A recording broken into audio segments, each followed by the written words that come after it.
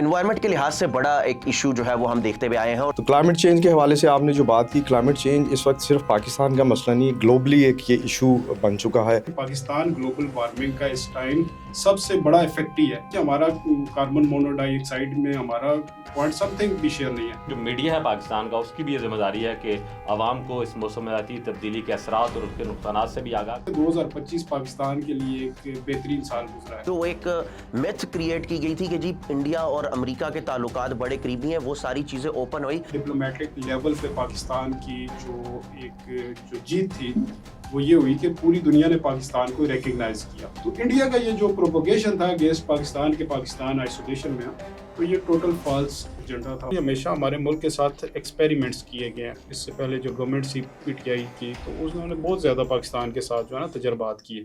السلام علیکم، مزاج ڈیجیٹل کے ساتھ میں ہوں ادریس عباسی. سال 2025 ختم ہو گیا اور 2026 جو ہے وہ اس کا آغاز ہو چکا ہے. 2025 میں بہت ساری اچھی چیزیں بھی دیکھنے کو ملی، بری چیزیں دیکھنے کو ملی. پورا سال میں ہم اتار چڑھاؤ جو ہے وہ دیکھتے رہے. جنگ جو ہے وہ رواں سال جو ہے وہ انڈیا اور پاکستان کی ایک دیکھنے کو ملی.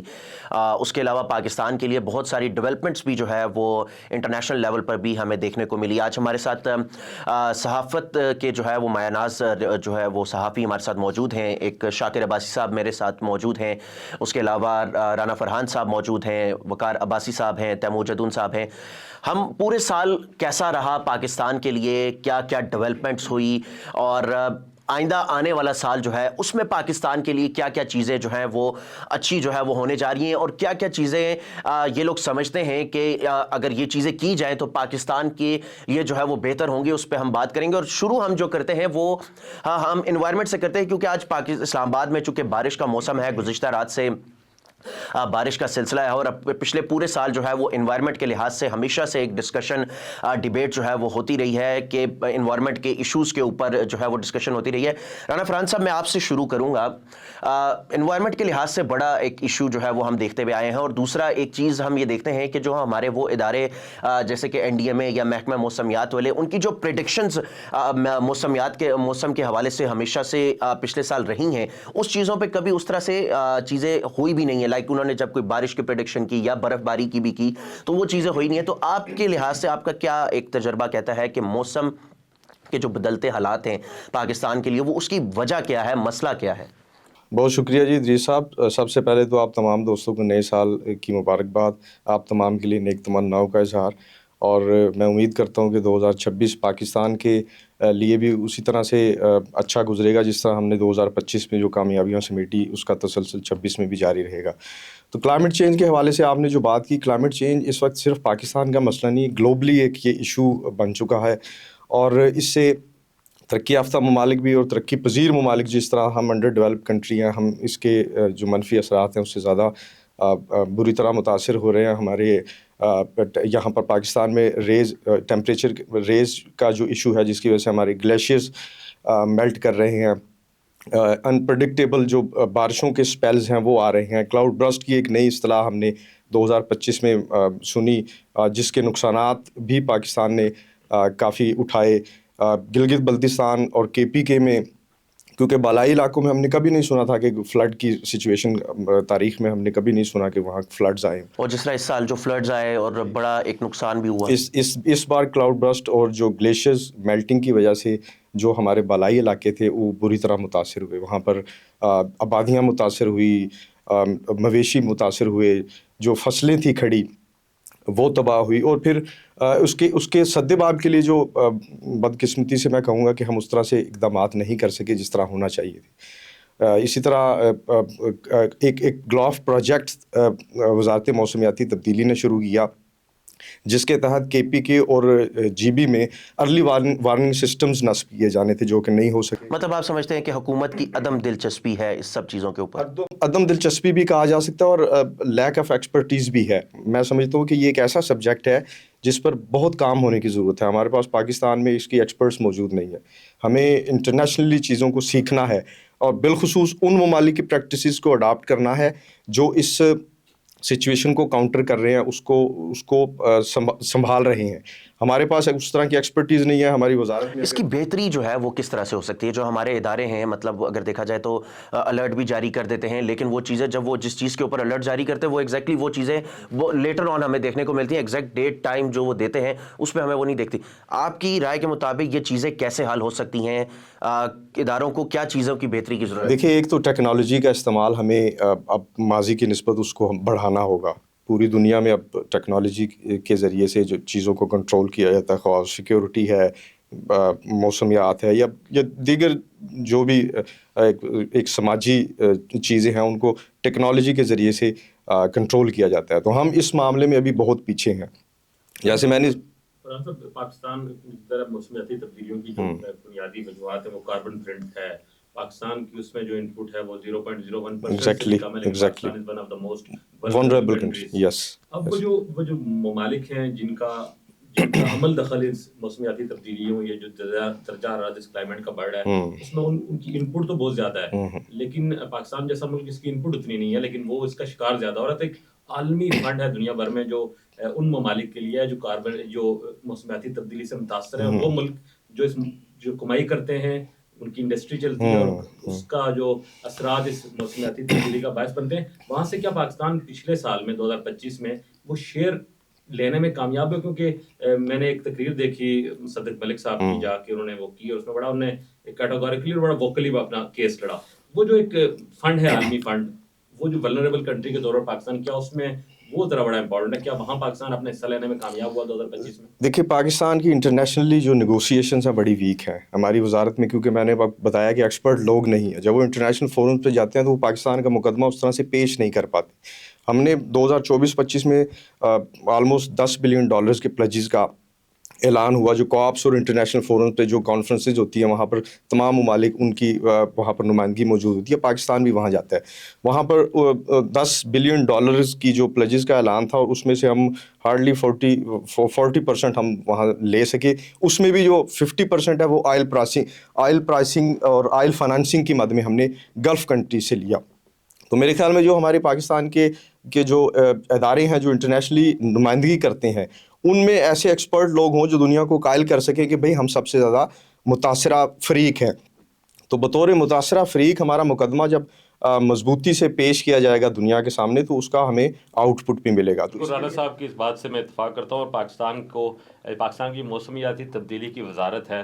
अक्सर श्री रहमान से जब हमारा मुकालमा होता था तो वो कहती थी कि अगर मैं कोई पीपल्स पार्टी के हवाले से कोई एक छोटा सा बयान दूंगी तो वो हेडलाइन बन जाएगा, लेकिन मौसमियाती तब्दीली के हवाले से जब हम कोई बड़ा भी कोई प्रोग्राम करते हैं, कोई बड़ी भी अचीवमेंट होती है, तो वो ख़बरों की ज़ीनत नहीं बनती। तो यकीनन जो मीडिया है पाकिस्तान का, उसकी भी ये ज़िम्मेदारी है कि आवाम को इस मौसमियाती तब्दीली के असरात और उसके नुकसानात से भी आगाह करें, और वो उन वजूहत को भी तदारक में कौमी बयानिया बनाया जाए ताकि पाकिस्तान मौसमियाती तब्दीली की तबाहियों से बच सके। मेरा ख्याल है इससे अब आगे चलते हैं। हमारे साथ जो है वो इसी चीज़ को ना आगे बढ़ाते हुए मैं एक अभी आपने देखा होगा रान साहब की मेरे ख्याल 3-4 दिन पहले भी जो एशियन डेवलपमेंट बैंक था और वर्ल्ड बैंक से भी 132 बिलियन रुपीज़ की जो है ना डॉलर की अभी पाकिस्तान को ग्रांट भी मिली है। लेकिन अभी तक मैं ये देख रहा था कि पाकिस्तान के ऊपर जो एतमाद है ना, जो जितने भी आलमी फोरम्स हैं उनका, वो ट्रस्ट लेवल भी हम उस को एक सबसे बड़ा मसला है। अभी जो 132 बिलियन का एक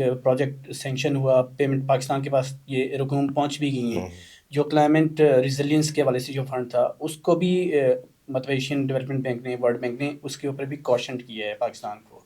उसकी रीज़न ये है कि पाकिस्तान के ऊपर ये अभी तक ट्रस्ट भी उस तरीके से बिल्ड नहीं हो सका कि ये वाला फ़ंड खुदा न खास्ता आपके पास अभी वो इंफ्रास्ट्रक्चर मौजूद ही नहीं है जो हम चाहते हैं कि आप क्लाइमेट के हवाले से कोई जो भी काम आपने करना है उसके हवाले से जहाँ जहाँ इस फंड्स की मुंतकिली होनी है, जहाँ जहाँ लगना है इंफ्रास्ट्रक्चर के ऊपर, तो उसका प्रॉपर आपने वर्कआउट नहीं किया। क्लाइमेट चेंज के इशू पर हम तंबूर साहब को भी जो गुफ्तगू में शामिल करेंगे। जंगलात की कटाई, क्योंकि आपको खुद भी पहाड़ी इलाके से ताल्लुक़ है, जंगलात की कटाई एक बहुत बड़ी वजह है पाकिस्तान में یہ جو لینڈ سلائڈنگ ہے، فلڈنگ ہے، اس کے حوالے سے بھی، اور ساتھ ساتھ موسمیات کے اثرات کو کم کرنے کے لیے جنگلات کا بڑا رول ہے. ایک تو جنگلات کی کٹائی پر مختصراً بتائیں کہ اس پہ کیا کنٹرول ہوا. دوسرا KPK کے حوالے سے میں بات کروں گا کہ وہاں عمران خان کی سابقہ ادوار میں بلین ٹری سونامی ایک بڑا پروجیکٹ تھا، جس نے جو یہ کہا جا رہا تھا کہ شاید وہ گیم چینجر ثابت ہوگا کلائمیٹ چینج کے حوالے سے، اور جو ڈیفارسٹائزیشن ہو رہی ہے اس صوبے میں اس کو کم کرے گا. تو اس پر آپ کی کیا رائے ہے؟ بہت شکریہ بھائی صاحب. بیسیکلی جو آپ نے کوشچن کیا KPK کو آپ نے اسپیسیفک کہا ہے، تو ڈیفارسٹیشن تو بہت زیادہ ہوئی ہے KP میں. یہ ایک BTP پروجیکٹ تھا KP گورنمنٹ کا. میں خود بیسیکلی پہاڑی علاقے سے تعلق رکھتا ہوں، تو مجھے ان چیزوں کا زیادہ ادراک ہے. تو جتنے بھی انہوں نے BTP میں جو منصوبہ تھا، منصوبہ تو نو ڈاؤٹ بہت اچھا تھا، لیکن اس منصوبے کو آگے ایگزیکیوٹ نہیں کیا گیا. اس کی ریزن بہت سی ریزن ہے. بہت سی سیڈنگ انہوں نے ایسی کی جو 2 نمبر سیڈنگ تھی، وہ چیزیں. اور سیڈنگ کا ایک اسپیسیفک ٹائم فریم ہوتا ہے، آپ نے موسم ہوتا ہے اس میں کرتے ہیں، تو وہ انہوں نے ایک تو اس کو مد نظر نہیں رکھا. دوسرا اس کے بعد سیڈنگ کی ہی نہیں گئی. بہت سے ایسے ایریاز تھے جہاں پہ سیڈنگ نہیں ہوئی، اور اس کے بعد پھر اس سیڈنگ کو جب ان کی مانیٹری ٹیمز جاتی تھی تو انہوں نے اس کو پھر آگ لگا دیتے تھے. آگ لگا کے جتنا ہم نے جنگل لگایا اور آگ لگائی. تو ڈیفارسٹیشن تو رکی بالکل نہیں ہے. یہ میں تو بالکل اس جو عمران خان کا یا PTI گورنمنٹ کا جو یہ کلیم تھا کہ انہوں نے ڈیفارسٹیشن کو روکا ہے، جنگلات کو بڑھایا ہے، بالکل نہیں. کیونکہ اس کی مین وجہ جو ہے آپ کو نظر آ رہی ہے کہ ہماری جو گرمی ہے، جو سردیاں ہیں، تو اس میں آپ کو واضح ایک فرق نظر آ رہا ہے کہ پاکستان گلوبل وارمنگ کا اس ٹائم سب سے بڑا افیکٹی ہے. تو حالانکہ وہ جیسے رانا صاحب نے بات کی کہ ہمارا کاربن مونو ڈائی آکسائڈ میں ہمارا پوائنٹ سم تھنگ بھی شیئر نہیں ہے، لیکن آپ کے ارد گرد جتنے ممالک ہیں ان کا بہت بڑا ایک شیئر ہے، جس وجہ سے پاکستان اس سے متاثر ہو رہا ہے. تو ڈیفینیٹلی جب آپ اس کے پریکاشنری میجرز اڈاپٹ نہیں کریں گے تو ڈیفینیٹلی اس ملک نے اسی طرح فیس کرنا ہے. 2025 ابھی ہم سب بات کر رہے تھے کہ پاکستان کے لیے کیسا رہا، ابھی ادریس نے بھی بتایا. تو میرا جو خیال ہے کہ 2025 پاکستان کے لیے ایک بہترین سال گزرا ہے، کہ پاکستان نے وہ ٹارگٹ اچیو کیے جو اس سے پہلے گورنمنٹ میں کسی بھی اس ٹائم میں نہیں. میری جو اپنی جو ذاتی رائے ہے کہ پاکستان کے اوپر جو ایک آپ 9 مئی کا ایک یہ جو مئی واقعہ ہوا تھا اپنا پہلگام کے بعد، 10 مئی جو 10 مئی میں، تو 22 اپریل کو میرے خیال میں یہ پہلگام والا واقعہ ہو گیا تھا. تو اس کے بعد جو جسچر تھا انڈیا کا، that was a very aggressive against Pakistan. تو انہوں نے فوری 23 اپریل کو انہوں نے پاکستان کے جو انڈس ٹریٹی تھی اس کو ختم کر دیا. اس کے بعد مزید اگریشن آ گیا. تو پھر پاکستان کے اوپر انہوں نے ایک جو انٹرنیشنل بارڈرز تھا ہمارا، اس کی وائلیشن کرتے ہوئے 7 مئی کو پاکستان کے مختلف شہروں کے اوپر، آزاد کشمیر میں مظفر آباد، کوٹلی، مرید کے باولپور، وہاں پہ انہوں نے ہمارے سیٹل ایریاز کو انہوں نے ٹارگٹ کیا. لیکن اس کا ان کو پھر رسپانس بھی جو ہے وہ بڑا اسی طرح سے ملا، اور نہ صرف پاکستان کے مطلب پاکستانی افواج کی طرف سے بھی، بلکہ ہم نے دیکھا بلکہ عالمی سطح پر دنیا کا جو رسپانس تھا، جس طرح سے انڈیا کو ایک مطلب ناکامی کا سامنا کرنا پڑا ایک ساری چیزوں کا. پوائنٹ آپ کے میں اسی کی طرف آ رہا ہوں کہ بیسیکلی دیکھیں، میں اس لیے کہہ رہا ہوں کہ that was a historic years in the history of Pakistan, کہ دنیا کی تاریخ کی سب سے بڑی جو ڈاگ فائٹ تھی وہ 7 مئی کو 2025 کو ہوئی، جس میں آلموسٹ پاکستان کی طرف سے 75 ہمارے جیٹ فائٹرز تھے نے پارٹیسپیشن کیا. دوسری طرف سے مور دین 150 جیٹ فائٹرز تھے انڈیا کے. تو وہ دنیا کی تاریخ کی سب سے بڑی ڈاگ فائٹ تھی کہ جو 1 گھنٹے تک جاری رہی، جس میں اللہ کے فضل و کرم سے پاکستان کی ہمارے جو شہینوں نے ان کے مور دین 7 جو ان کے فائٹر جیٹس کے، جس میں 3-4 رافیل بھی تھے، 4 رافیل تھے، ان کو انہوں نے ڈاؤن کیا.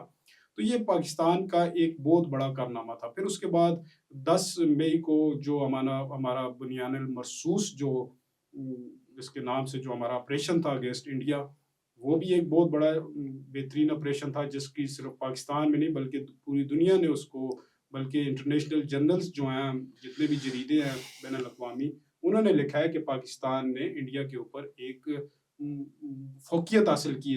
اور بلکہ میں اسی پہ یہ بات ایڈ کروں گا کہ ہمیشہ سے نا ایک یہ تاثر تھا کہ انڈیا اور امریکہ کے جو تعلقات ہیں وہ بڑے قریب ہیں، اور اس پہ ہمیشہ سے ڈسکشن ہوتی رہی. لیکن جب اس جنگ کے بعد عالمی دنیا نے یہ چیز ایکسیپٹ کی کہ جی انڈیا کے 6-0 جو ایک بڑا مشہور ہوا کہ 6 فائٹر جو ہے وہ گرے، اور اس کے بعد ان کو ایک شکست جو ہے، خالی شکست نہیں کہتے ہیں آپ، بدترین شکست کا جو ہے وہ سامنا کرنا پڑا، اور اس پہ ایک طرح سے امریکہ نے بڑا کردار ادا کیا کہ اس جنگ کو روکا جائے، سیز فائر کروائی جائے، اور پاکستان نے اس چیز کو ایکسیپٹ بھی کیا کہ رکنی چاہیے کیونکہ امن پسند ملک ہے یہ. لیکن مودی کی ایک سرکار اور ساری چیزیں جو کانفلکٹس ان کی طرف سے ایک کریٹ کیے گئے، اس پہ بھی امریکہ کا رسپانس جو ہے وہ بالکل سامنے آیا، اور اس پہ ہم نے ایک چیز دیکھی کہ جو ایک میتھ کریٹ کی گئی تھی کہ جی انڈیا اور امریکہ کے تعلقات بڑے قریبی ہیں، وہ ساری چیزیں اوپن ہوئی، اور اس کے بعد پاکستان کا تعلق ہم نے دیکھا کہ امریکہ کے ساتھ بڑا کلوز ہوا. جو ہمارا ڈپلومیٹک لیول پہ پاکستان کی جو ایک جو جیت تھی وہ یہ ہوئی کہ پوری دنیا نے پاکستان کو ریکگنائز کیا. ایک انڈیا کی ہمارے خلاف ایک اس کا پروپیگنڈا ہوتا تھا کہ پاکستان جو ہے وہ آئسولیشن میں ہے، تنہائی کا شکار ہے. تو اب پوری دنیا نے دیکھ لیا کہ پاکستان تو آئسولیشن کا نہیں ہے. مور دین 9 بلکہ 9 یا 10 ممالک کے سربراہ پاکستان اس 2025 میں آئے. تو یہ پاکستان آئسولیشن میں نہیں ہے بلکہ انڈیا آئسولیشن میں گیا. ٹرمپ نے ایک دفعہ اس کے اوپر 25% ٹیرف لگایا، پھر 25 کو ڈبل کر کے 50% ٹیرف لگایا. تو انڈیا کا یہ جو پروپوگیشن تھا اگینسٹ پاکستان کے پاکستان آئسولیشن میں، تو یہ ٹوٹل فالس ان کا وہ ایجنڈا تھا اور پروپیگنڈا تھا. تو پاکستان نے 2025 میں ڈپلومیٹک لیول پہ بہت زیادہ اچیومنٹس کی. میں اسی سے ہم آگے بھی بڑھتے ہیں، اب آگے چلتے ہیں. وقار صاحب میں آپ سے یہ چیز پوچھنا چاہوں گا، ابھی جس طرح سے ہم پہلے یہ ڈسکشن کر رہے تھے کہ جس طرح رانا صاحب نے بھی یہ بات کہی کہ ہمیں انٹرنیشنل لیول پہ اور مطلب اس طرح سے پذیرائی ابھی تک نہیں ملی جس طریقے سے کام کیا جا رہا ہے اور اوور آل. حالانکہ رواں سال 2025 میں ہم نے یہ دیکھا کہ بہت ساری انٹرنیشنل ڈیولپمنٹس ہوئی. امریکہ جنگ کے اوپر جس طرح سے ہم بات کر رہے تھے کہ پاکستان کے دورے بھی ہوئے، وزیر اعظم شہباز شریف کے مختلف دورے ہوئے پروجیکٹس کے حوالے سے یا پاکستان رقم لانے کے حوالے سے. وٹ ڈو یو تھنک کہ پاکستان نے اس رواں سال میں انٹرنیشنل لیول پہ کیا کیا چیزیں جو ہے وہ اچیو کی ہیں، اور کون سے ممالک کے ساتھ کن کن پروجیکٹس کے اوپر جو ہے وہ ایگریمنٹ جو ہے وہ سائن ہوئے ہیں، اور کون سا ایسا ایگریمنٹ ہے جو آن گراؤنڈ ہمیں جلد دیکھنے کو ملے گا اور جو سب سے اچھا آپ سمجھتے ہیں وہ؟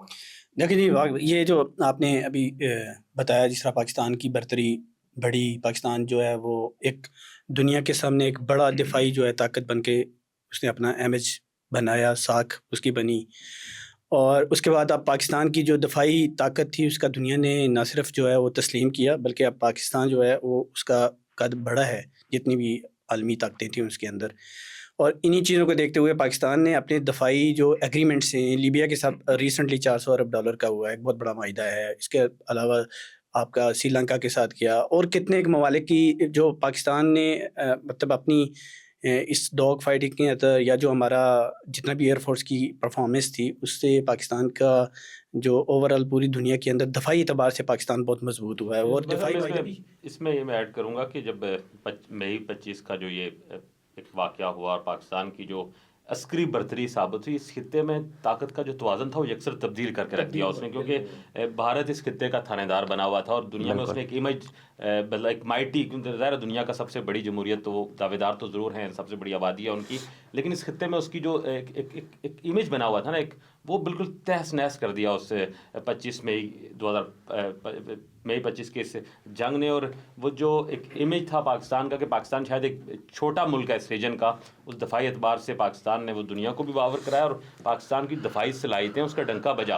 اب جب آپ طاقت کا توازن تبدیل کریں گے تو پھر عالمی طاقتوں نے بھی پاکستان کو ایز ایک اسٹرانگ نیشن ایکسیپٹ کرنا شروع کر دیا. اور میں نہیں سمجھتا کہ ہماری زندگی میں کبھی ایسا ہوا ہو کہ پاکستان انٹرنیشنلی آپ کے ساتھ امریکہ بھی کھڑا ہے، آپ کے ساتھ چائنا بھی کھڑا ہے، اور آپ کے جو دنیا کا سب سے طاقتور صدر ہے وہ کوئی پریس کانفرنس کوئی اس کی میڈیا ٹاک شہباز شریف جنرل عاصم منیر کے نام کے بغیر گزرتی ہے، اور وہ بار بار بھارت کو یہ یاد کراتا ہے کہ آپ کے طیارے گرائے گے، میں جنگ نہ رکواتا. بڑی کامیابی انٹرنیشنل فورم پہ پاکستان شاید، اور میں اوورسیز پاکستانیوں سے بھی بات کرتا ہوں جو مختلف ملکوں میں رہتے ہیں، وہ آئے اور واپس جب گئے تو وہ یہاں فیل کرتے ہیں کہ جو عالمی دنیا ہے، جو وہاں کے لوگ ہیں، ان کا رویہ پاکستان کے حوالے سے اب چینج ہوا ہے. پاکستان کو وہ کچھ نہیں سمجھتے تھے. میں یہ کہوں گا کہ شاید اس خطے میں ہماری شرافت کو کمزوری سمجھا گیا، لیکن جب ہم پہ مجبور کی گئی جنگ تو جس طرح سے ہمارے دفاعی اداروں نے، جس طرح افواج پاکستان نے اس کو ایک سالڈ جواب دیا اور اپنا لوہا منوایا دفاعی صلاحیتوں کا، اس کا بڑا اچھا امیج پڑا. اب اس امیج کو ہم رانا فرحان صاحب کیونکہ فارن آفس بھی کور کرتے ہیں، میں ان سے جاننا چاہوں گا کہ وہ جو ایک سفارتی کمزوری رہی ہے ماضی میں، اس جنگ کے بعد جو ہمارا ایک امیج بڑھا ہے دنیا میں، جیسا میں ٹرمپ کا حوالہ دیا باقی ملکوں کا، تو وہ کتنی بڑی کامیابی ہے سفارتی اعتبار سے دنیا میں پاکستان؟ بالکل شاکر، سفارتی جو محاذ ہے اس پہ پاکستان نے بہت بڑی اچیومنٹ حاصل کی، بالخصوص اس مارکہ بنیان المرصوص کے بعد۔ اس جنگ کے حوالے سے جدون صاحب نے جو بات کی، میں یہ ضرور بتانا چاہوں گا، اس جنگ کا رزلٹ جو ہے وہ ٹرمپ نے اناؤنس کیا۔ انڈیا یہ ماننے پر بالکل راضی نہیں تھا کہ 6-0 ہو چکا ہے۔ یہ ٹرمپ نے دنیا کو بتایا کہ 6-0 ہو اور اس چکا نے یہ کہا کہ اگر میں نہ رکواتا تو اور نقصان ہوتا، اور نقصان ہوتا۔ تو اس سے میں یہ سمجھتا ہوں کہ اب جو نیو ورلڈ آرڈر ہے وہ چینج ہونے جا رہا ہے۔ خطے میں پاکستان کی جو کہ اہمیت تھی وہ بڑھ، اور عالمی طاقتوں نے ہمیں سیریس لینا شروع کر دیا، اور بلکہ سعودیہ کے ساتھ ایک دفاعی معاہدہ بھی جو ہے وہ رواں سال ہوا تھا۔ ایگزیکٹلی، بالکل اسی طرح۔ اور انڈیا ابھی ریسنٹلی ڈھاکہ میں انڈین فارن منسٹر جو ہے وہ ہمارے اسپیکر کو ہینڈ شیک کرنے خود آئے۔ تو یہ بالکل 2025 کا آخری دن، اور یہ آخری دن، یہ بہت بڑی ہماری کامیابی ہے۔ سینٹرل ایشین اسٹیٹس اب وہ ہماری طرف دیکھ رہی ہیں، ایران ہماری طرف دیکھ رہا ہے، اب بنگلہ دیش، نیپال ہماری طرف دیکھ رہے ہیں۔ تو ہم اسٹریٹجی کے لیے بھی کے ایشو پہ ہم اسپیشل ذکر کریں گے، آپ اپنی بات مکمل کریں۔ تو اس لیے پاکستان نے اپنی پوزیشن کو بڑا ریوائیو کیا، اور میں یہ سمجھتا ہوں کہ 2026 میں مزید ہماری پوزیشن بہتر ہوگی۔ 1971 میں جس طرح کا ایک پراکسی بھارت نے وہاں کھیلی، اور اس کے بعد اس نے وہاں پنجے گاڑ لیے، پاکستان سے مشرقی پاکستان الگ ہوا، بنگلہ دیش بنا، اس سارے 50-60 سال کے بعد اب جا کر پاکستان کی جو پرو پاکستان قوتیں ہیں وہاں مضبوط ہوئی، حسینہ واجد کو وہاں سے نکالا گیا، اور جو پاکستان کی پذیرائی اب بنگلہ دیش میں ہو رہی ہے، یہ کتنی بڑی اچیومنٹ ہے ریجن کے حوالے سے۔ میں اس کو بر صغیر کے حوالے سے بات کروں گا کہ وہاں سے بھارت کا بالکل تسلسل تھا وہ ختم کر کے پاکستان دوبارہ سے بنگلہ دیش کی پالیٹکس میں ان ہوا ہے۔ بالکل ایسی جو آپ نے ذکر کیا کہ انڈیا جو ہے وہ نام نہاد ایک ٹھیکیدار بنا ہوا تھا، وہ پوزیشن اس سے اب چھن چکی ہے، اب ریپلیس کر رہا ہے پاکستان۔ اب میرے خیال میں اس خطے کا جو اگر کہا جائے چودھری، تو وہ انشاءاللہ ہم بن چکے ہیں، اور ہم اس پوزیشن کو لے کر چلیں گے۔ ہم نے دفاعی طور پر بھی اس کو ثابت کیا۔ انڈیا کو جو ایک ذلت آمیز شکست دوچار کیا پاکستان نے چند گھنٹوں کی ایک لڑائی میں، ابھی تو ہم نے صرف ایئر اسپیس اپنا استعمال کیا، ہماری جو بحری فورس تھی وہ مطلب اس کو کہے کہ وہ منتظر تھی کہ اس کو بھی آرڈر ملے اور وہ اپنی کارروائی کرے۔ ہم نے صرف فضائی جنگ، چند گھنٹے کی جنگ میں انڈیا کو جو ہے ہم نے بتا دیا کہ آپ پاکستان کے مقابلے کا ملک نہیں ہے۔ تو پاکستان انشاءاللہ اس 2026 میں بھی اپنی اس پوزیشن کو لے کر چلے گا۔ کچھ ہمیں اکنامکلی چیلنجز ضرور ہیں۔ ہم آگے بڑھتے ہیں، اس میں ہم یہ کہہ سکتے ہیں کہ پاکستان نے اس 2025 میں نہ صرف دفاعی طور پہ بلکہ عالمی سطح پر بھی بڑا جو ہے وہ نام ہم جنگ میں بڑا ایک امپورٹنٹ رول تھا۔ میں جدون صاحب سے اس پہ کامنٹ لوں گا کہ جمہوریت میں میڈیا کا رول بڑا امپورٹنٹ ہوتا ہے، اور اس جنگ نے ایک نام نہاد جو دنیا کی سب سے بڑی جمہوریت تھی اس کی میڈیا کو بڑا بے نقاب کیا۔ اتنی وہ گودی میڈیا جو ون سائیڈڈ، انہوں نے جو ہے وہ لاہور کو بندرگاہ بنا دیا، پاکستان کا جو نقشہ صفحہ ہستے سے مٹا دیا۔ وہ جو ایک نیریٹو کی لڑائی تھی، اس میں جو پاکستان میڈیا کا کردار اور بھارت کے میڈیا کا کردار ہے، اس پر ضرور آپ روشنی ڈالیے۔ بالکل، ہم سب کا تعلق میڈیا کے ساتھ ہے، اور ہم روزانہ کی بیس کے اوپر خبریں دے رہے ہوتے ہیں، خبریں سن رہے ہوتے ہیں۔ تو انڈیا کا جو میڈیا ہے، اس کو صرف پاکستان میں نہیں بلکہ پوری دنیا میں اس کو لان تان کی جا رہی ہوتی ہے، اور انتہائی جو جس کو آپ غیر ذمہ دارانہ اس کو صحافت کہتے ہیں، اس سے بھی آگے کا لیول ہے ان کا۔ تو ضرور آپ اس کو دیکھ سکتے ہیں کہ آرٹیکل 19 جو بھی ہمارا آرٹیکل 19 ہے، ان کو کچھ اور ہوگا، فریڈم آف ایکسپریشن ضرور ہے، لیکن مدر پدر آزادی نہیں ہوتی کہ جھوٹ پہ آپ بولیں۔ تو پاکستان کے جو میڈیا کا کردار تھا پوری جنگ کے دوران، ہمارے فوجی، ہمارے ایئر فورس اور ہمارے جو نیول فورسز تھی، تو وہ اپنے اپنے معاذوں پہ لڑ رہی تھی، اور دوسرے معاذ پہ پاکستان کا میڈیا لڑ رہا تھا، وہ ایکوریسی کے ساتھ لڑ رہا تھا، بالکل ایکوریٹ خبریں دے رہے تھے، کسی قسم کا انریسٹ نہیں پھیلا رہے تھے، کسی قسم کی دو نمبری، کسی قسم کی غلط خبر نہیں پھیلا رہے تھے، بلکہ ایکوریٹ جو خبریں تھیں وہ دے رہے تھے۔ اور اس پاکستان کے اس پورے میڈیا کے کردار کو ہماری انٹرنیشنل لیول پہ گلوبلی اس کو ریکگنائز کیا گیا کہ پاکستان کا میڈیا جو ہے ایک ذمہ دار میڈیا ہے، اور ہمارا خاص کر کے جو سوشل میڈیا کے ہمارے لوگوں نے اس کے حوالے سے جو اپنے معاذ پہ جنگ لڑی ہے، ایک طرف تو ہماری یہ فزیکل جنگ ہو رہی تھی، دوسری طرف جو سوشل میڈیا کے اوپر فیک پروپیگنڈا ہو رہا تھا، اس کو بہت کاؤنٹر کیا اس معاملے میں۔ اور اسی جنگ میں ظاہر 1965 میں پاکستان کے پہلے فیلڈ مارشل بنے ایوب خان، اور اس کے بعد تقریباً یہ 65 یہ تقریباً بن جاتے ہیں 60 سال جی 60 سال بعد پاکستان میں پہلی بار ایسا ہوا کہ sitting army chief of defence forces بن چکے ہیں، وہ فیلڈ مارشل بنے اور ان کی کامیابیوں کا برحال اعتراف کیا گیا۔ جنگی کامیابیوں سے ہم آگے بڑھتے ہیں، اور یقیناً کیونکہ میرا تعلق ذرا زیادہ رہا ہے سپورٹ سے، تو میں تھوڑا سا پاکستان کی جو کھیلوں کی میدان میں کامیابیوں اس پر ضرور میں بات کروں گا۔ 2025 اس حوالے سے پاکستان کی کھیلوں کے حوالے سے بڑا زبردست سال رہا، وہ کہ جو ہماری مین جو ون اسپورٹس نیشن بنا ہوا تھا پاکستان کرکٹ کے حوالے سے، کرکٹ ہی اسپورٹس سمجھا جاتا پاکستان کو، لیکن 2024 میں جو ایک برتری دلائی دنیا میں جیولن تھرو جو اولمپکس سے پیرس اولمپک، اس میں ارشد ندیم نے نہ صرف اولمپک ریکارڈ توڑا بلکہ پاکستان کی تاریخ میں پہلا انڈیویجول گولڈ میڈل جیتا، اور پوری دنیا میں وہ چھائے رہے۔ ان کی کامیابیوں کا تسلسل جو ہے وہ 2025 میں بھی جاری رہا۔ اسلامی سالیڈیٹی گیم جو سعودی عرب میں ہوئی، انہوں نے وہاں گولڈ میڈل جیتا۔ جو ورلڈ ایتھلیٹک چیمپئن شپ ہوئی جنوبی کوریا میں، وہاں انہوں نے ایک بار پھر پوری دنیا میں جو ہے وہ اپنا لوہا منوایا اور گولڈ میڈل جیتا، اور ریجن میں تو وہ خیر کامیابیاں حاصل کر رہے ہیں، اور شاید آخری 2 دن پہلے ہی انہیں یو اے ای میں ایک جو ریجن کا سب سے بڑا اسپورٹس ایوارڈ تھا اس سے بھی نوازا گیا۔ تو یہ کامیابیوں کا سلسلہ جہاں ارشد ندیم تنہ تنہا دنیا میں لڑتا رہا ہمارے لیے اور وقار بلند کیا پاکستان کو، بڑا زبردست، اور پوری قوم کی طرف سے وہ خراج تحسین پیش کرتے ہیں، اور یہ امید بھی رکھتے ہیں کہ اس کی کامیابیوں کا تسلسل جاری رہے، اور آگے جو امریکہ میں اولمپکس آنے جا رہے ہیں اس میں بھی وہ اپنے ریکارڈ کو توڑے گا۔ ساتھ ساتھ کرکٹ کی ضرور بات کریں گے۔ کرکٹ میں پاکستان نے 2025 میں جو ہے وہ چیمپئن ٹرافی کا انعقاد کیا، اور یہ تقریباً 30-35 سال بعد پہلا آئی سی سی ایونٹ تھا۔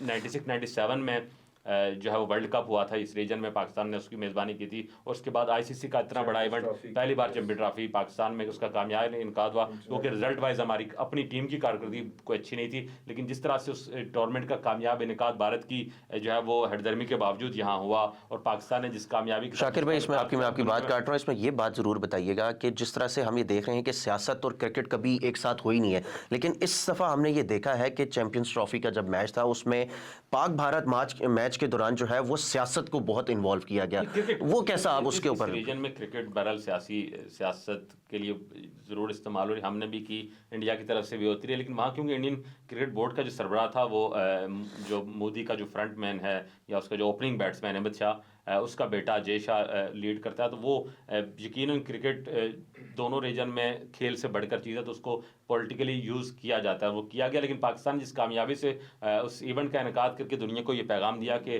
اب پاکستان میں امن بحال ہو چکا ہے، پوری دنیا کی ٹیمیں پاکستان آ کر کھیل سکتی ہیں، ہم ایونٹ تو نہیں جیتے لیکن اس کامیابی کا اس ایونٹ کا کامیاب انعقاد سے یقیناً وہ جو دنیا میں ہم نے اپنی عزت بنائی ہے وہ بڑی ضروری تھی۔ اس کے علاوہ ریسنٹلی جب ہماری ایشین ایمرجنگ ٹیم ہے اس نے ایشیا کپ جیتا، اور آخری جو کامیابی ہماری تھی، اور کیا کامیابی تھی، پاکستان کے انڈر 19 ٹیم نے جو بھارت کو فائنل میں 191 رنز کی ایک بڑی مارجن سے شکست دے کر وہ جو یہ جو ایک لوہا ہم نے منوایا کہ ہمارا جو را ٹیلنٹ ہے، ہمارا جو نیا بچہ آ رہا ہے اس میں جو ہے وہ کوئی کمی نہیں ہے، اس کی صلاحیتوں میں زبردست قوت رکھتا ہے، لیکن جو ہی وہ سسٹم آگے اتنا گروم نہیں ہے پاکستان کے، جو ہی وہ بچے اوپر جاتے ہیں تو وہ وہاں پر اس طرح سے پرفارم نہیں کر سکتے، لیکن اب سسٹم بہتر چل رہا ہے۔ اسی طرح ہم نے باکسنگ میں ریسنٹلی ہم نے دیکھا کہ محمد وسیم پاکستان کے باکسروں نے لاہور میں بڑا کامیاب انٹرنیشنل ایونٹ کا انعقاد کیا، ایک بڑا ٹائٹل جیتا۔ جس سے تھوڑا پیچھے چلے جائیں تو عثمان وزیر پاکستان کے باکسر ہیں، عثمان وزیر نے ایک انڈین فائٹر کو جو ہرا کر ٹائٹل جیتا۔ اسکواش میں پاکستان اب دوبارہ ایک اپنی جو کھوئی ہوئی وقار ہے، جس طرح ہم نے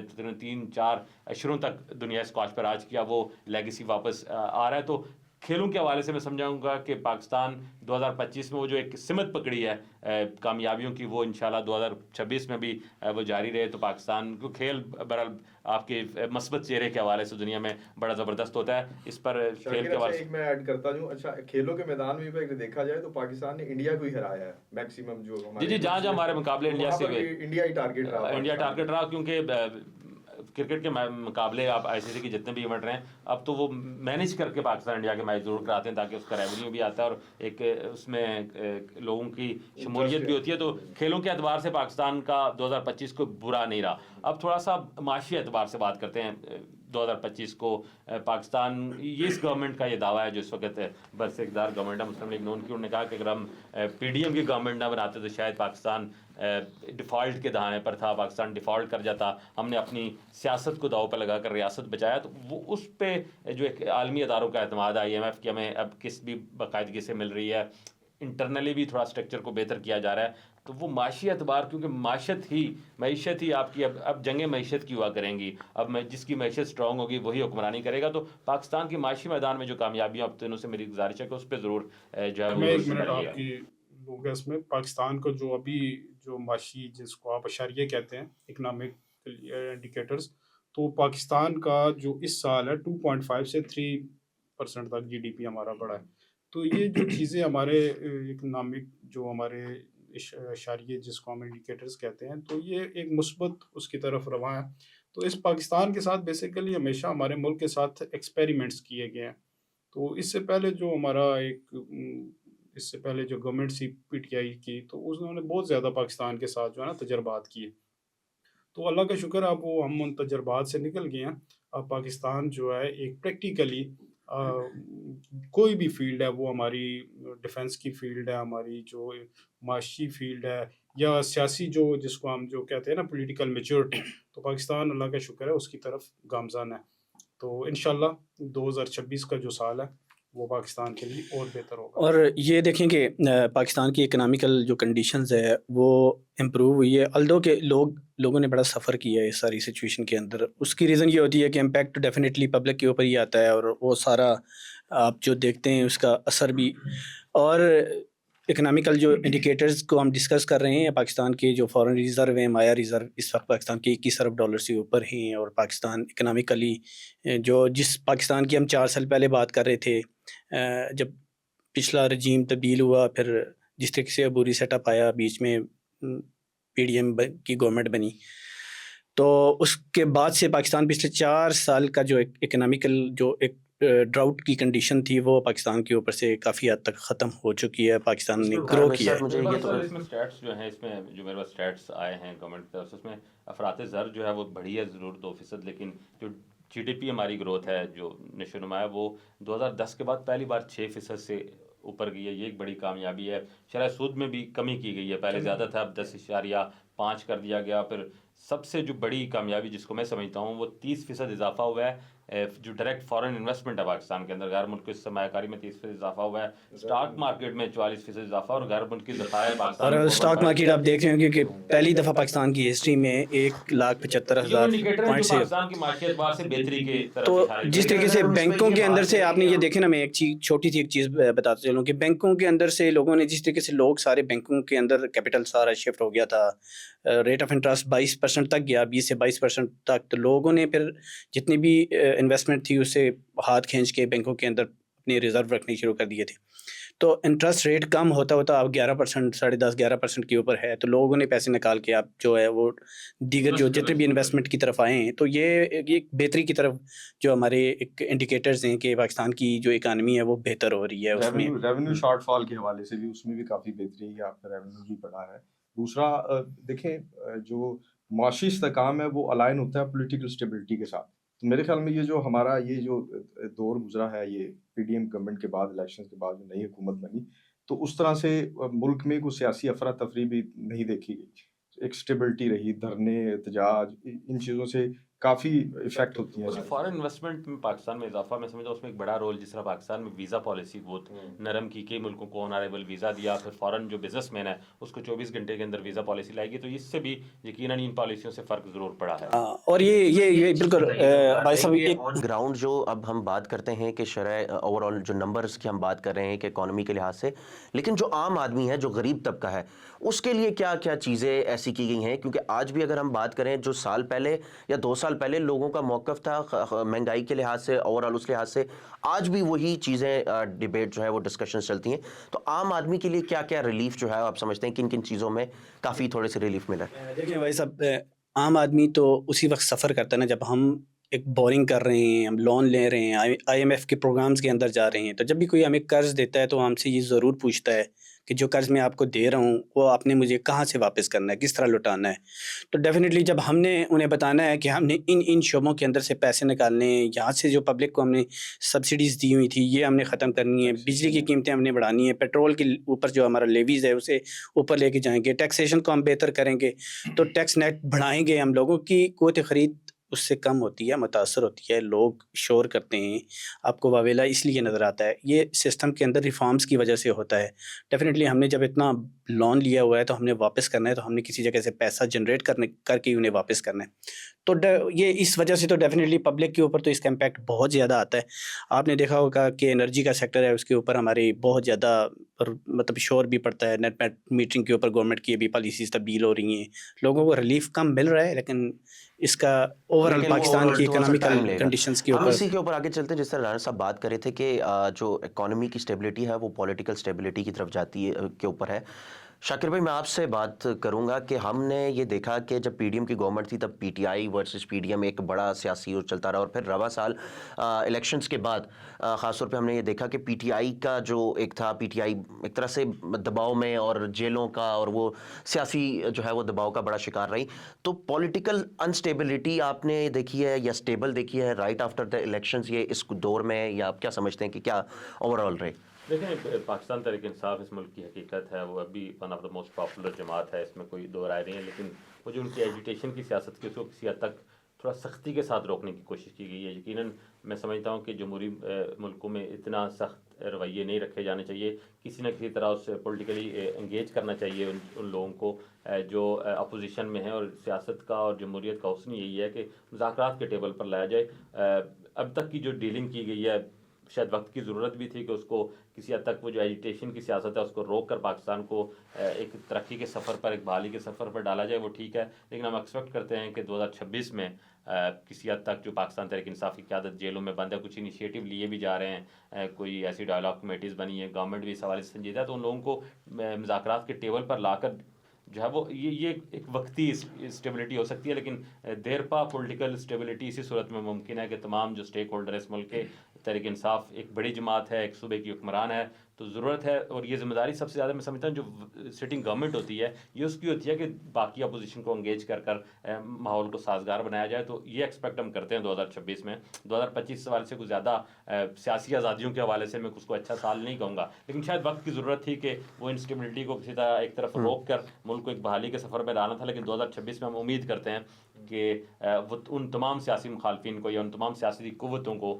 جو کہیں نہ کہیں ایجوٹیشن کی سیاست کر رہی ہیں یا کہیں کہیں وہ سسٹم سے اپنے آپ کو باہر فیل کر رہی ہیں، ان کو ایک سسٹم کے اندر لایا جائے گا. کیونکہ سیاسی استحکام تبھی آئے گا جب تمام سٹیک ہولڈر ایک پیج پر آئیں گے اور ملک کی ترقی کے لیے اپنی اپنی سیاست کو ایک طرف رکھ کر. بالکل. میں شاکر بھائی، تیمور صاحب میں آپ سے یہ سوال کرنا چاہوں گا، چونکہ اب دیکھا جائے نا پی ٹی آئی پہ تقریباً پچھلے 2-3 سالوں سے بڑا مشکل وقت ایک طرح سے دیکھا جائے کہ ان کے لیڈران کو جیلیں اور مقدمات اور ساری چیزیں. لیکن اس کے ادر ہینڈ پچھلے 10 سال سے زیادہ عرصہ ہو گیا وہ کے پی کے میں ان کی گورنمنٹ، اور آپ کا چونکہ تعلق بھی کے پی کے سے ہے، پی ٹی آئی کے اوپر یہ بھی تنقید ضرور کی جاتی ہے کہ جس طرح ابھی وزیر اعلیٰ جو ہیں سہیل آفریدی، وہ پنجاب کا انہوں نے دورہ بھی کیا اور ڈیولپمنٹ کے حوالے سے ان سے سوالات ہوئے، تو انہوں نے کہا کہ ہاں پنجاب کی نسبتاً اس طرح سے کے پی کے میں ڈیولپمنٹ نہیں ہے جس طرح سے پنجاب میں.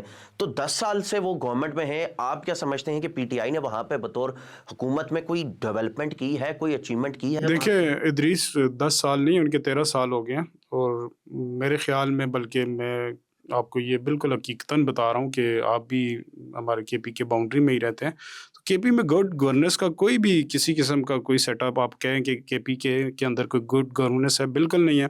کوئی ڈیولپمنٹ کے کام نہیں ہو رہے.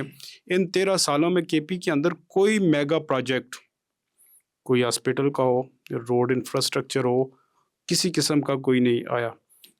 کے پی کے ایسا صوبہ ہے پاکستان کا جس میں منرلز کے ساتھ بھرا ہوا ہے، اس کی جو سیاحت کے حوالے سے بہت رچ ایریاز ہیں. تو عمران خان صاحب نے اس کو کلام وغیرہ جو ایریا تھا اس کو ایکسپلور تو ضرور کیا تھا، لیکن ڈیولپمنٹ کوئی نہیں کی. آج بھی اب اگر آپ جائیں نا نران کاغان، تو آپ وہ صرف 4 مہینوں کے لیے جا سکتے ہیں، سال کے 8 مہینے وہاں بند رہتا ہے. تو یہ کیوں نہیں آپ کر سکتے کہ ایسی کوئی آپ وہاں پہ فیسلٹیز دیں کہ آپ 4 سیزن اس کو کر سکتے ہیں. تو کے پی کے اندر بالکل بھی آپ کوئی بھی محکمہ اٹھا کے دیں، چاہے وہ محکمہ مال ہے، ہیلتھ ہے، پولیس ہے، کوئی ریفارمز نہیں ہے. بالکل ہیلتھ کے اندر کوئی ریفارمز نہیں ہے، وہی ٹوٹے پھوٹے ہاسپٹلز ہیں، کوئی پرسان حال نہیں ہے.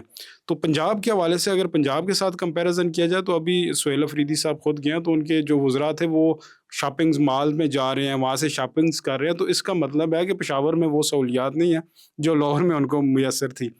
تو بیسیکلی میری ان سے یہ ریکویسٹ بھی ہے جو ہمارے اقتدار میں ہماری جو پی ٹی آئی کی پارٹی ہے کہ آپ جو ہے وہ ضرور ایجیٹیشن کریں، آپ کے جو لیڈران ہیں وہ جیل کے اندر ہے، آپ ان کے ساتھ، لیکن جو ایک یہاں پہ کمپٹیشن کا جو ماحول ہے اس میں آپ ضرور پنجاب کو کمپیٹ کرنے کی کوشش کریں، مختلف سیکٹرز میں، ہیلتھ میں کریں، ان کو پولیس ریفارمز کریں، آپ روڈ انفراسٹرکچر کریں، تو ضرور بہتری لائی جا سکتی ہے. لیکن پی ٹی آئی کی جو ایجیٹیشن کی پالیسی ہے نا، تو وہ اس کو گڈ گورننس کی طرف نہیں لینے جا میں رہے. ایک ایڈ کروں گا، شاکر نے بات کی کہ پی ٹی آئی کو سیاسی طور پر بڑے دباؤ کا سامنا رہا، تو میرے خیال میں شاکر پی ٹی آئی ان سارے حالات کی ذمہ دار خود ہے.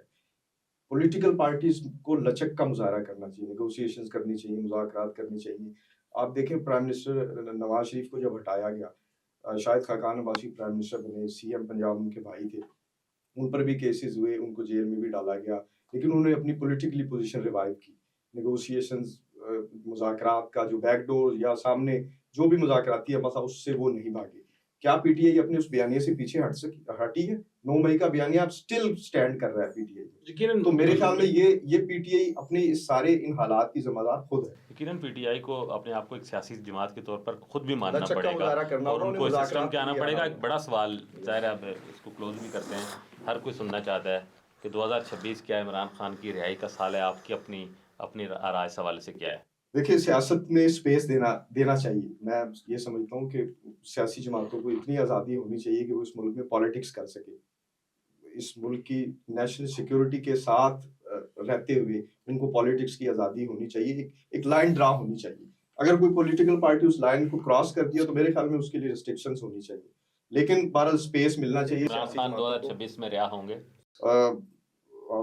اب اس بارے میں تو میں یہ کچھ نہیں کہہ سکتا. حتمی رائے میرے خیال میں اگر وہ اپنے اس بیانیے سے پیچھے ہٹیں گے تو شاید ان کے لیے کچھ اسپیس. وقار وائز صاحب، آپ کا کیا خیال ہے؟ عمران خان 2026 جیل میں گزاریں گے یا آئیں گے؟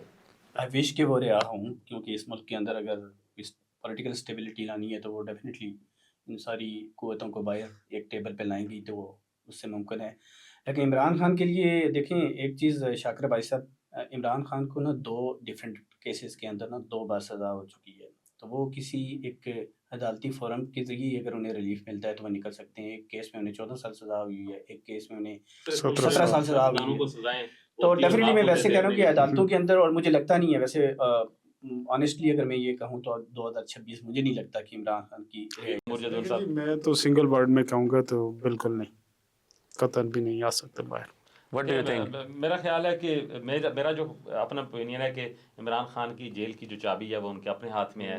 جس دن وہ چاہیں گے اپنی جیب سے وہ چابی نکالیں گے اور کھول کر باہر آ سکتے ہیں.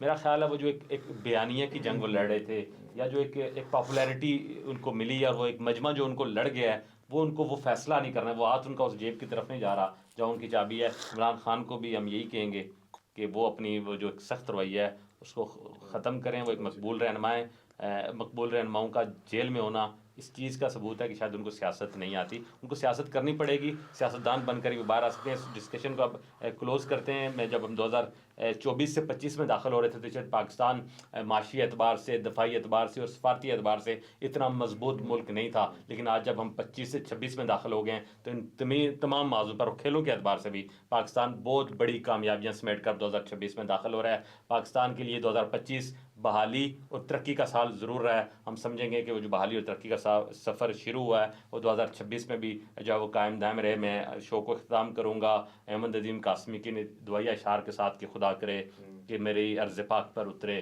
وہ فصل گل جسے اندیشہ زوال نہ ہو، اور میرے کسی بھی ہم وطن کے لیے حیات جرم نہ ہو، زندگی وبال نہ ہو. تمام دیکھنے والوں کا بہت شکریہ. آپ کو ہماری ڈسکشن پسند آئی تو مزاج نیوز کے چینل کو سبسکرائب کیجیے گا، کامنٹ کر کے ہمیں اپنی آراء سے بھی آگاہ کیجیے گا اور ہمارے ساتھ جڑے رہیے. ہم سیاست، کھیل اور ملک کے تمام شعبۂ زندگی سے تعلق رکھنے والے جو شعبے ہیں ان پر بات کریں گے، ان کے حوالے سے آپ کے ساتھ جڑے رہیں گے. مزاج نیوز دیکھنے کے لیے، اسے پسند کرنے کے لیے بہت شکریہ. میرے میزبان میرے جو مہمان ہیں تیمور جدون صاحب، وقار وائز صاحب، آپ کا فرحان بھائی، آپ کا بہت شکریہ. میرے کو ہوسٹ ادریس عباسی اور شاکر عباسی کو اجازت دیجیے. اللہ حافظ.